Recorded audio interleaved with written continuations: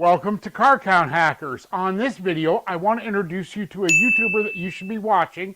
I want to expose a scam that may be affecting you right now, and I want to give you my best tip to how to protect yourself from getting scammed. Buckle up, because we're starting right now. I'm Matthew. Welcome to Car Count Hackers. It's so good to see your smiling face today. If you're a repair shop owner and you want to grow your car count, income, and profits, consider hitting that subscriber button, ring the bell icon right next to it. That way, every time I upload new tips, weird hacks, and dirty little secrets that you can use immediately to fix your marketing, you'll be the first to know. So let's jump into this. I want to introduce you to Justin Dow. I'm going to leave links to his channel and the video below in the description of this, but Justin inspired me to create this video. Take it away, Justin. Hey, how's it going, everyone? Justin again, as always. Thanks for watching my channel. Welcome back. I just got a text message, I think, a few days back from SnapMac with an image of another video and a link to that video. I'll put down in the description both to the Bruce Allen video as well as the one about Jason Riley, who was a Snap-on tool distributor, and he was basically taking payments from customers, paying a little bit towards their credit, and then pocketing the rest. Thank you, Justin, and I hope you don't mind me ripping off just a little bit of your content to display on my channel. In watching one of Justin's videos, he exposed a scam that was going on with a Snap-on tool distributor, and this particular story actually made mainline news.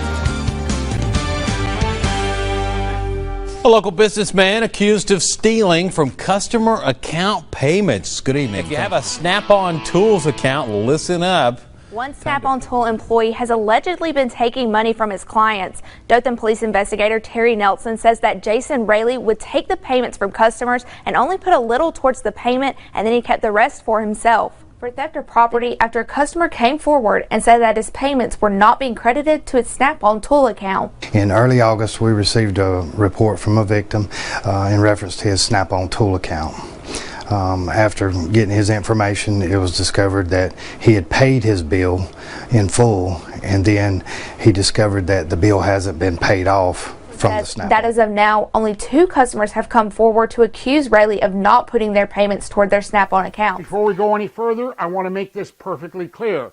This is not about all Snap-on tool distributors or any tool distributors. The ones that I dealt with over the years always were good guys, fair, equitable people, and they became good friends. Secondly, this isn't just about tool distributors. This is about how you handle your money that you work hard for and how to prevent yourself from getting ripped off. Like I said earlier, in the description below, I've included a link to Justin's channel, and I highly recommend you head over there and subscribe and watch his content. And I've also included a link to the full video on the news report on this particular Snap-on tool scam. But here's what I want to leave with you today so that this doesn't ever happen to you. If you're doing anything with cash, handing over your hard-earned dollars, you don't get a receipt for it, it never happened. Really, think about it. Even if you don't keep credit card receipts or anything like that, there's always a record at your bank. But when it comes to cash, if you don't have a receipt for it, it never happened. I know that this is a difficult thing to do.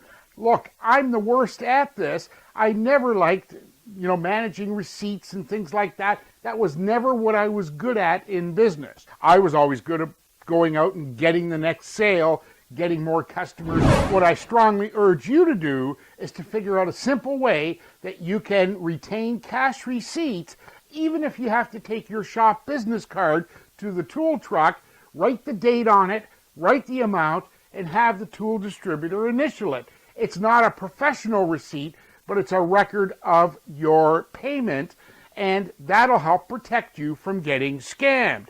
Now, the only other thing to do is, in the comments below, let me know how you get along with your tool distributor, and if you've heard of any other scams or rip-offs or things like this, join the conversation. And after that, go ahead and smash that subscriber button, ring the bell icon next to it. That way, every time I upload new tips, weird hacks, and dirty little secrets that you can use to market your repair shop, you'll be the first to know.